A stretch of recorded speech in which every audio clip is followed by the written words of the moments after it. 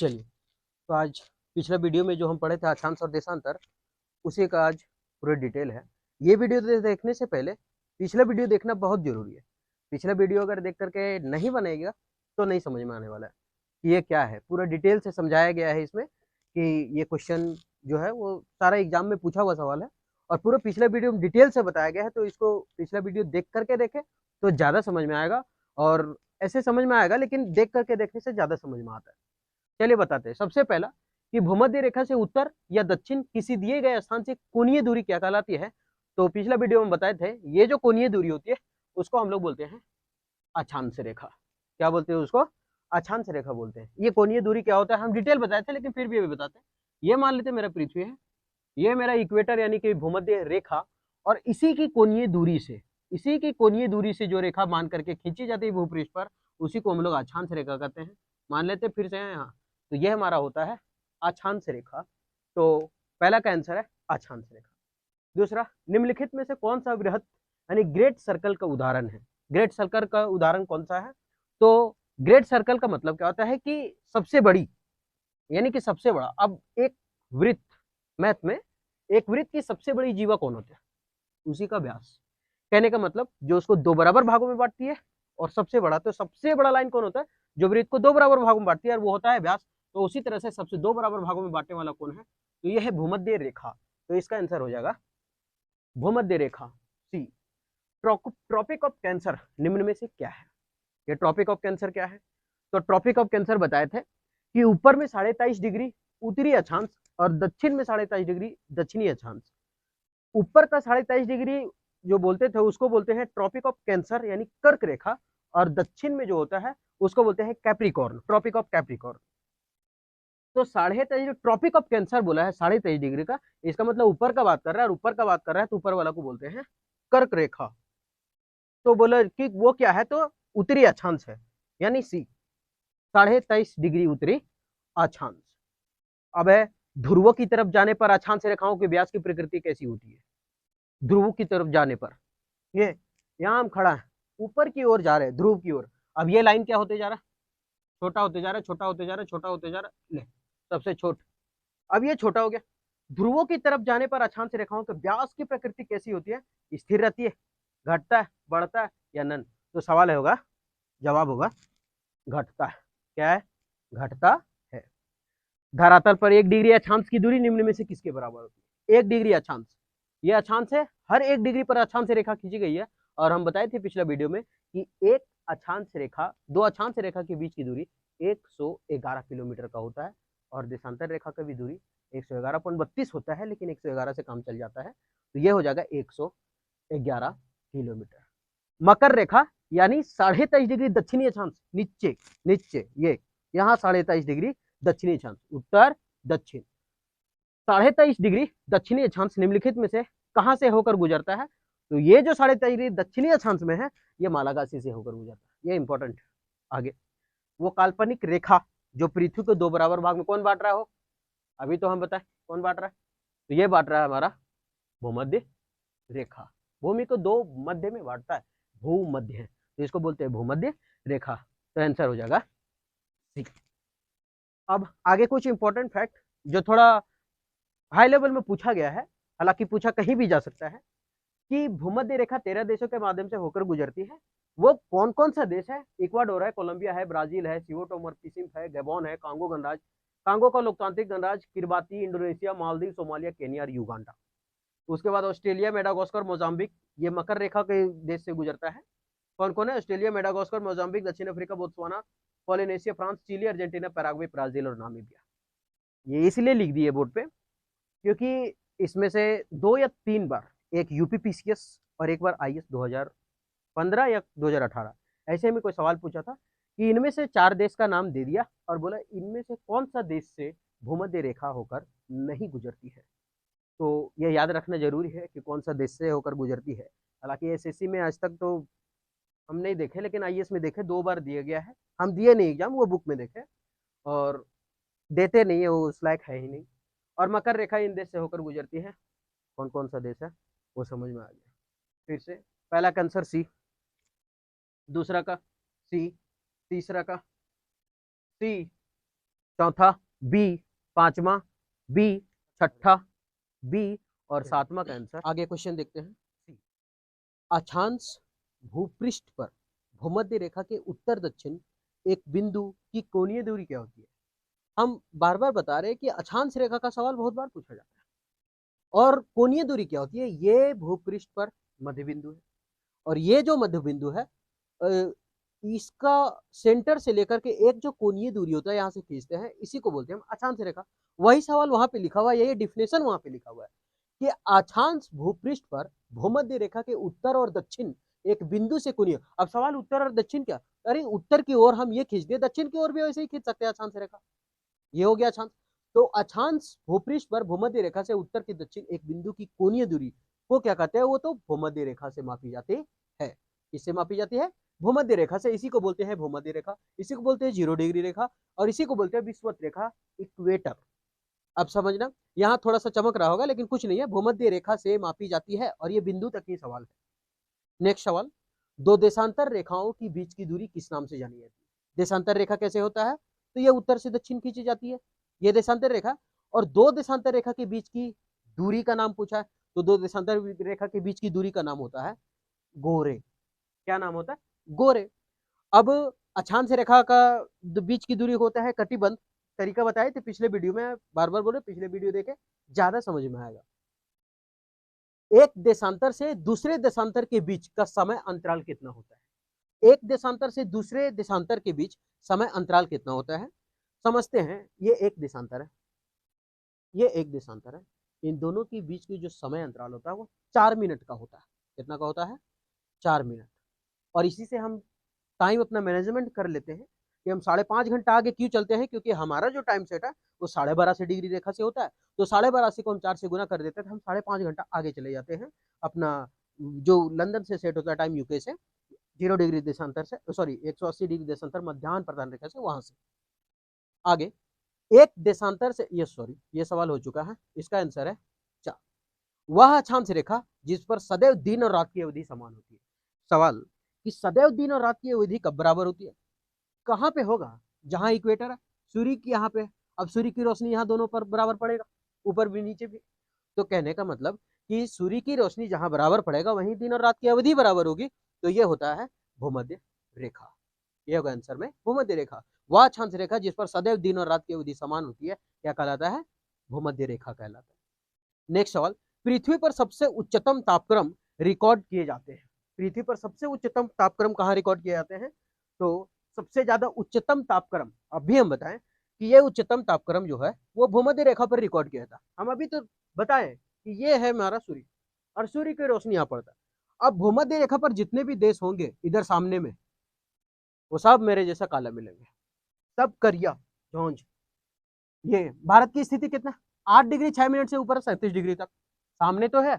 और यहाँ सवाल बोला कि तापक्रम रिकॉर्ड कहाँ किए जाते हैं? वो भी उच्चतम। उच्चतम तापक्रम रिकॉर्ड कहाँ किया जाता है? तो उच्चतम तापक्रम रिकॉर्ड होता है भूमध्य रेखा पर। भारत की स्थिति भी यही है, इसलिए भारत के अधिकतर लोग करिया मिलते हैं मेरे जैसा। आगे 13, एक देशांतर की सर्वाधिक दूरी कहाँ पर होती है? एक देशांतर की सर्वाधिक दूरी कहाँ पर होती है? तो सर्वाधिक दूरी कहाँ पर होगा देशांतर का? विषुवत रेखा पर होगा। और कहाँ? मतलब कुल मिला के जहां सबसे ज्यादा दूरी पूछे कि सबसे ज्यादा दूरी कहाँ है, तो समझ जाना है विषुवत रेखा, भूमध्य रेखा, 0 डिग्री रेखा, ये सभी पर सबसे ज्यादा होता है। आगे 14 नंबर, कुल देशांतर अक्षांशों की संख्या कितनी होती है? अब कुल देशांतर अक्षांश कितना होता है ये पिछले वीडियो में फिर से समझा चुके हैं कि देशांतर क्या होता है। तो हम बोले कि ये है उत्तर से दक्षिण, ये पश्चिम और ये पूरब, ये पश्चिम ये पूरब, मतलब ये बायां दायां, खाए वाला दौए वाला, मतलब ये जो है इधर, तो इधर अगर लेंगे इधर इस साइड तो 180 को इन्हें, और इधर 180 को, टोटल क्या हो गया? 360। कुल देशांतर संख्या कितना हो गया? अक्षांशों की संख्या, कुल देशांतर अक्षांशों की संख्या कितनी हुई? तो आंसर हो जाएगा 360। नेक्स्ट, विषुवत रेखा के समानांतर कल्पित रेखाएं क्या कहलाती है? विषुवत रेखा के सामने ये विषुवत रेखा, इसको क्या बोलेंगे हम? क्या बोलते हैं इसको? अभी 1 मिनट, हम ये अक्षांश है, ये अक्षांश है, ये अक्षांश है, अरे तो इसी के पैरेलल तो खींचा गया 1 डिग्री समांतर पर, और ये भी तो क्या हुआ, ये भी तो अक्षांश है, तो इसको बोलते हैं अक्षांश रेखा, यानी कि विषुवत रेखा के समांतर, ये विषुवत रेखा है, भूमध्य रेखा है, 0 डिग्री रेखा है, इसी के समांतर खींचा गया, तो इसी के समांतर ये खींचा गया, तो ये भी अक्षांश रेखा है, तो इसी को बोलेंगे हम आंसर में क्या है, तो विषुवत रेखा के समांतर कल्पित रेखाएं होती है अक्षांश रेखा। पृथ्वी के उत्तरी ध्रुव एवं दक्षिणी ध्रुव को मिलाने वाली रेखा क्या कहलाती है? अब उत्तरी ध्रुव, उत्तरी मतलब ऊपर, दक्षिणी मतलब नीचे, उत्तरी ध्रुव और दक्षिणी ध्रुव को मिलाने वाली ऐसी रेखाएं को क्या बोलते हैं? ऐसी रेखा क्या बोलते हैं? देशांतर रेखा। तो पृथ्वी की उत्तरी और दक्षिणी ध्रुव को मिलाने वाली रेखा क्या कहलाती है? देशांतर रेखा। ये हो जाएगा आंसर। प्रधान मध्याह्न रेखा किस स्थान से होकर गुजरती है? प्रधान मध्याह्न रेखा किस स्थान से होकर गुजरती है? तो ये गुजरती है ग्रीनविच से होकर के, हल्का दिखाई नहीं दे रहा होगा, 1 मिनट रुक जाइएगा, ये गुजरती है ग्रीनविच से। प्रधान मध्याह्न रेखा कहां से होकर गुजरती है? तो ग्रीनविच से होकर के गुजरती है, ये पिछले वीडियो में पूरे डिटेल बताए थे। तो ये ग्रीनविच से होकर गुजरती है प्रधान मध्याह्न रेखा, प्रधान मध्याह्न रेखा। ग्रीनविच रेखा से तात्पर्य क्या है? ग्रीनविच रेखा से तात्पर्य क्या है? तो ये क्या है? ग्रीनविच रेखा मतलब क्या? हम ग्रीनविच रेखा का नाम बताएं। ग्रीनविच रेखा होता है, प्रधान मध्याह्न रेखा होता है, 0 डिग्री देशांतर होता है, 3 गो है, तो ग्रीनविच मतलब प्रधान मध्याह्न ढूंढते, प्रधान मध्याह्न कहीं नहीं है, इसका मतलब 0 डिग्री देशांतर तो होगा आंसर में, तो यह होगा 0 डिग्री देशांतर। मकर रेखा किस देश से होकर नहीं गुजरती? जस्ट अभी पहले थोड़ा देर में यहाँ पे कुछ लिखा हुआ था कि मकर रेखा कहां से होकर के नहीं गुजरती, तो मकर रेखा कहां से होकर के नहीं गुजरती, तो इसका आंसर है फिलीपींस। चिली है, अर्जेंटीना है, दक्षिण अफ्रीका है, यहाँ पे लिखा हुआ था, एक बार उसको देख लीजिए, बार बार बोल रहे हैं, वो इंपॉर्टेंट है, एग्जाम में थोड़ा पूछा जाता है, उसका हाई लेवल का एग्जाम में पूछा जाता है, लेकिन आजकल कोई लेवल नहीं होता, कहीं भी पूछ देगा। पृथ्वी 1 घंटे में कितना देशांतर घूम जाती है? पृथ्वी 1 घंटे में कितना देशांतर घूम जाती है? तो याद रखना है, पृथ्वी 1 घंटे में 15 देशांतर घूम जाती है। कितना देशांतर घूमती है? 15। 15 देशांतर क्या? 15 डिग्री। आगे, दक्षिणी ध्रुव का अक्षांश है। देखिए, ये सवाल पूछा गया आरआरबी 2003 में, और भी सवाल पूछा गया है, लेकिन लिखे इसको, दक्षिणी ध्रुव का अक्षांश कितना होता है? ये सवाल पूछा गया आरआरबी 2003 में, आरआरबी दक्षिणी ध्रुव का अक्षांश। अब दक्षिणी ध्रुव का अक्षांश क्या है देख लेते हैं, तो ये आंसर होगा 90। दक्षिणी ध्रुव का अक्षांश 90। दक्षिणी ध्रुव हम बता देते हैं कि ये 90 क्या होता है, ये विषुवत रेखा। ऊपर क्या गो अक्षांश रेखा खींचा गया? 90। नीचे क्या गो अक्षांश रेखा खींचा गया? 90। सवाल क्या पूछा? दक्षिणी ध्रुव का अक्षांश क्या होगा? 90 को, चाहे दक्षिण का पूछे या उत्तर का पूछे, उससे कोई मतलब नहीं है, याद रखना जरूरी। 90 ऊपर, 90 नीचे, क्या हुआ? 90 और 90 180। लेकिन विषुवत रेखा सहित कितना होता है? 181। हाँ, तो 181। सवाल है कि दक्षिणी ध्रुव की अक्षांश कितनी होती है? दक्षिणी ध्रुव का कहीं से पूछा, हमको क्या मतलब है? हमको पूछ रहा उत्तर का क्या गो? 90 गो, नीचे क्या गो? 90 गो, क्या गो टोटल? 180। लेकिन अगर पूछ दे कि बीचे वाला मिलाक हो तो 181। आगे, देशांतरीय दूरी 1 घंटे का समय अंतराल के बराबर होती है। देख लीजिए, पीसीएस में पूछा गया सवाल है वो, मतलब एमपी का। तो देशांतरीय दूरी 1 घंटे का समय अंतराल कितना होता है? 15 डिग्री का होता है। देशांतरीय दूरी 1 घंटे में कितना होता है? तो 15 डिग्री का होता है। कौन सा नगर एक भूमध्य रेखा का सर्वाधिक निकट है? मतलब भूमध्य रेखा के सबसे ज्यादा निकट कौन है? तो इन सभी में से भूमध्य रेखा के सबसे ज्यादा अगर निकट है तो वो है सिंगापुर।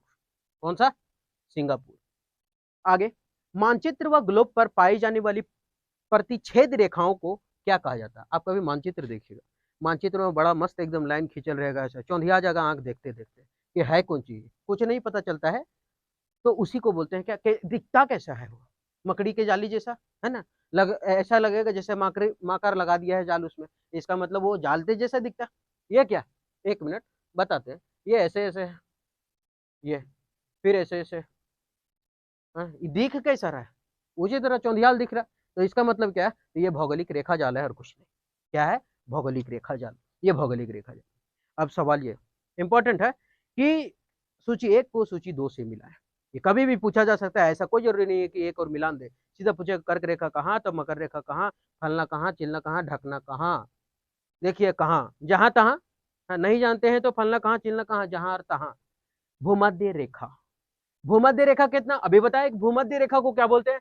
0 डिग्री रेखा, विषुवत रेखा और इसको बोलते हैं विषुवत रेखा 0 डिग्री रेखा, और एक को बोल देते हैं भूमध्य विषुवत 0 डिग्री। 3 को तो हो गया।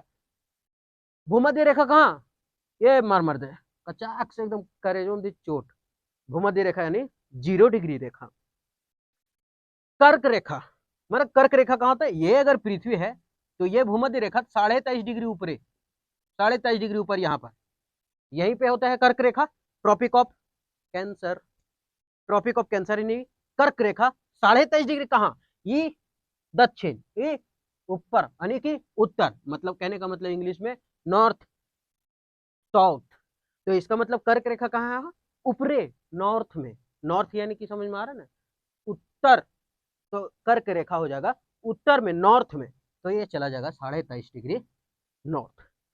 मकर रेखा, मकर रेखा तो नीचे आएगा 23.5 डिग्री, और नीचे को क्या बोलते हैं, साउथ यानी कि दक्षिण, और दक्षिण होता है तो मकर रेखा साउथ में जाएंगे 23.5, ये 23.5, साहब पढ़े हम बाला बटालियन 22.5। आगे आकर्टिक रेखा। अब ये आकर्टिक जानो, तो आकर्टिक टिक कौन लहा, आकर्टिक रेखा। अब दोनों दिन आकर्टिक और अंटाकर्टिक होता है। ऊपर क्या यहाँ लिखा है आकर्टिक, यहाँ अंटाकर्टिक, तो ऊपरे नॉर्थ यानी नॉर्थ में चल जाएंगे तो मिल जाएगा आकर्टिक 66.5 नॉर्थ, और ये अंटाकर्टिक, ये अंटाकर्टिक है वो नीचे जाएगा तो मिल जाएगा तुमको ये 66.5 डिग्री साउथ। अब ये हुआ पूरा क्वेश्चन, यानी अक्षांश और देशांतर का सवाल। ये अक्षांश और देशांतर का सवाल में से बता रहे हैं कि मेरा कोशिश जहां तक था कि सवाल नहीं छूटेगा, मेरा कोशिश पूरा एफर्ट था, 100% एफर्ट था कि यह सवाल नहीं छूटेगा कहीं से, चाहे वो एसएससी का एग्जाम हो, चाहे वो एसएससी में कोई फॉर्मेट का हो, एमटीएस का हो, सीजीएल का हो, या फिर सीपीओ हो, कुछ भी हो। लेकिन एक चीज याद रखिएगा कि अक्षांश और देशांतर में कोशिश 100% एफर्ट लगाएं कि एक भी सवाल ना छूटे। उसके बाद एक बार देख लीजिएगा, एक बार पहले वीडियो देख लीजिएगा, फिर इसको लगाइएगा टेस्ट के रूप में, टेस्ट के रूप में लेगा, ये मिल जाएगा इंस्टाग्राम के पेज में मिल जाएगा ये पूरा। तो ये देख लीजिए, एक बार लगा लीजिए आराम से, ठीक। जब मन करा यार सुत के बैठ के जैसे मन करो खाली पढ़, जैसे पढ़ना पढ़, है ना, गदा ओढ़ के तकिया नीचे चल। तो अब उम्मीद करते हैं कि सबको अक्षांश और देशांतर बहुत बेहतरीन समझ में आया होगा, है ना। तो ठीक है, मिलते हैं।